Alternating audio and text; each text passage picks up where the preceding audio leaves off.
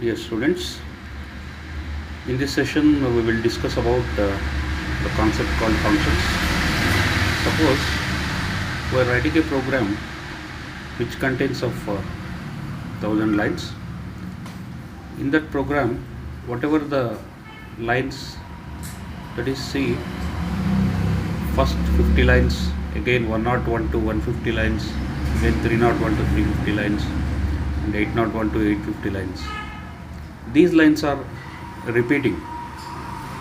So here, whenever the lines are repeating, the program length will be increased and it becomes burden to the programmer by writing the same lines again and again. So to solve this particular C++ or Java programming language, it supports the concept called functions. So what we are going to do here, so whatever the lines that we are repeating here, those lines we are going to keep it at a separate place. And we will make them as a separate block. And whenever we want, and for we are going to give a name, and whenever we want, instead of writing those particular 100 lines, just we are going to use that name of the block. That is, let us suppose in this example, whatever name that you want, you can give here, and wherever I want, wherever I require those particular 50 lines, just instead of writing those, I am going to say call. See this example here, I had written call first 50 lines, again 51 to 100 as it is, some different line call. So this of statements is nothing but we are going to say function. So simply we can say that a function is a small function is a subprogram. Later we will discuss at the present situation, just we have to remember that a function is a subprogram. So functions are classified different types, like functions are library functions. Next one is user defined functions. Standard functions means the functions which are predefined. So some functions are already known to the compiler. Such type of functions are called as standard or library functions. That is, in the string strcpy, strcat, strcmp. So for this we are not writing any definition. Already all these functions are written or defined by the C language. So those type of functions are nothing but we are going to say standard or library functions. In the same way, now we can also create our own functions. Those type of function defined functions. So that is, the functions which are created by the user or programmer are called as user defined functions. Here we have to remember, so how to identify a function. So just after any variable name, if you use parenthesis, then that will be identified as a function. So see, we are writing after main brackets parenthesis, so main is a function.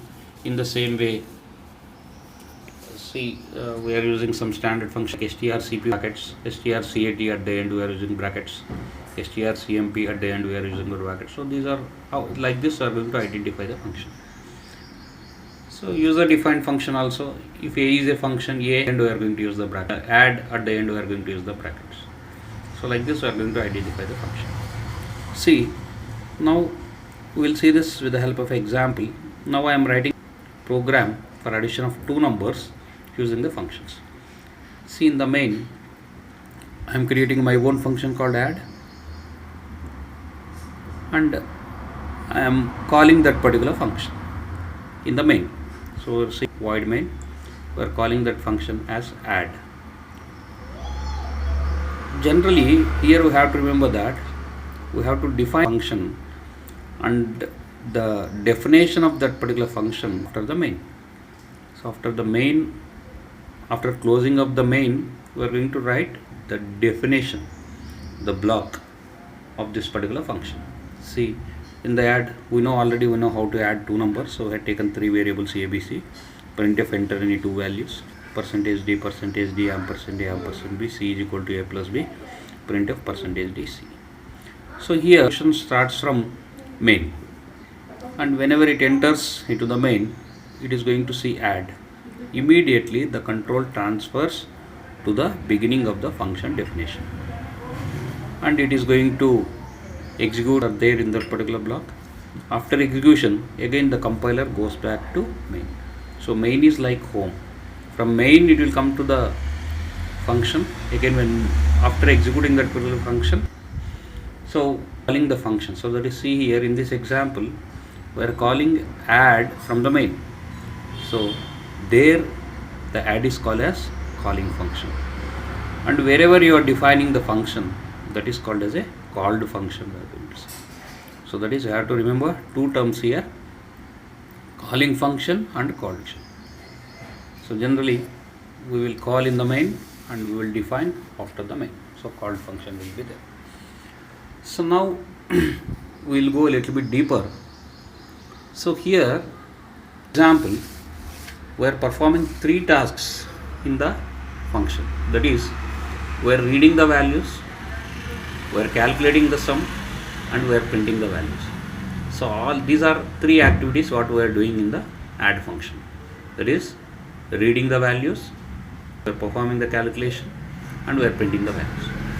Now whenever I want to go deeper into this, depth into this, so what is that particular depth means? Now these three activities I want to separate. That is, I want to read the values of AB in the main function, and I want to printing function. See, I am separating the activities now. Reading at one place, calculation and printing at another place. That is, I want to perform the activities at two different functions. So here,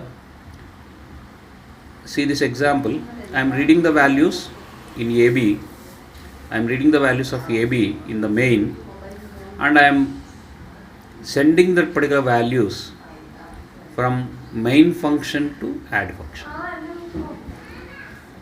See, within the brackets we are writing whatever the values that you want to transfer from main to add function, that we will write here. That is, add, I want to transfer the values of AB, so we will write add A comma B.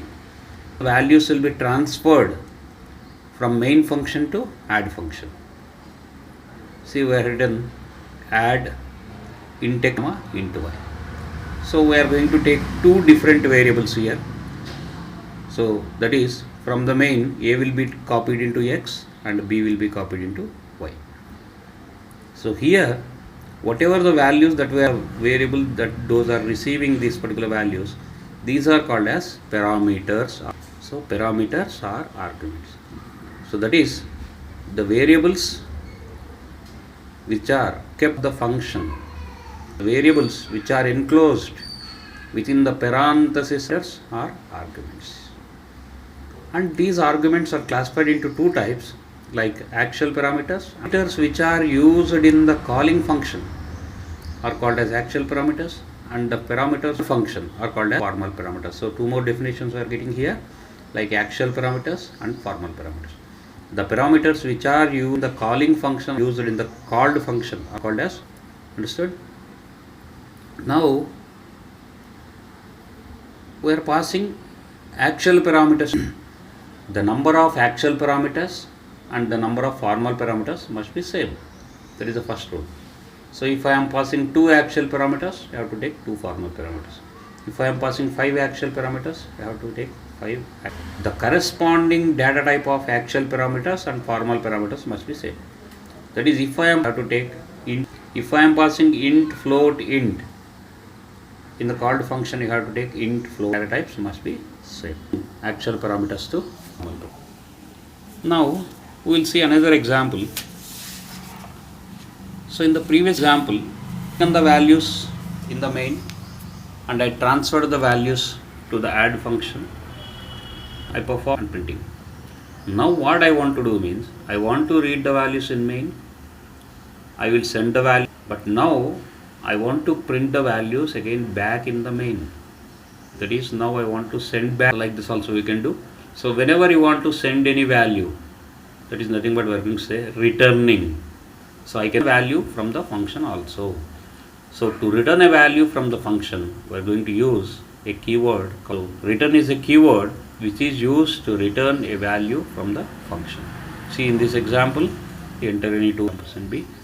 Now we are calling the function add a comma b, and that function value I am storing in the variable called c, and I am saying printf %d c.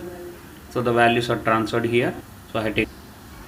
So now the sum is stored in z. I want to send that particular value back to the main. So we are saying return. I want to return, writing return within the bracket z. In C++ or in C language, we are using the edit, the C program plus editor. So we have to follow some rules of C++. So before the function name, so before declaration of the function, you have to specify what data type this function is returning. You have to specify what data type this function is returning. So z is an integer data type. So that's what. So before the function definition, we have to specify what data type this function is returning.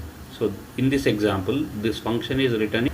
In the main, we are not having any return statement. So this function is not returning anything. So we are writing there void. So like that. Before we are writing only a function which is not returning. So how to identify that? So in a function, if we are having the keyword called return, otherwise that function is not returning a value. If the function is returning, then we are going to specify what data type it is returning. Otherwise function is not returning anything. Okay.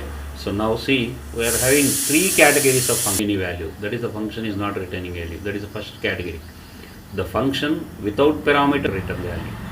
In the second example, we are passing the values, but the function is not returning a value. In the third example, we are passing the values and the function is also returning a value. That is third example called function with us. And three categories of the functions what we had written here. Function without return value. Second category is function with parameters and without return value. Third category. You have to remember the function also. In the example, previous example, we had written z. We are having x, y, z. So you can say return x or return y or return z. Here I want the sum, but you cannot return more than one value. That is, you can't write return x comma y comma z. That is invalid. That is wrong. Value or may not return a value. The function may return a value or may not return a value. If returns single value, that is the definition of the function. In the beginning stages, we told the function is a subprogram. Now we will say if which may return a value or may not return a value. If returns, it always returns a single value.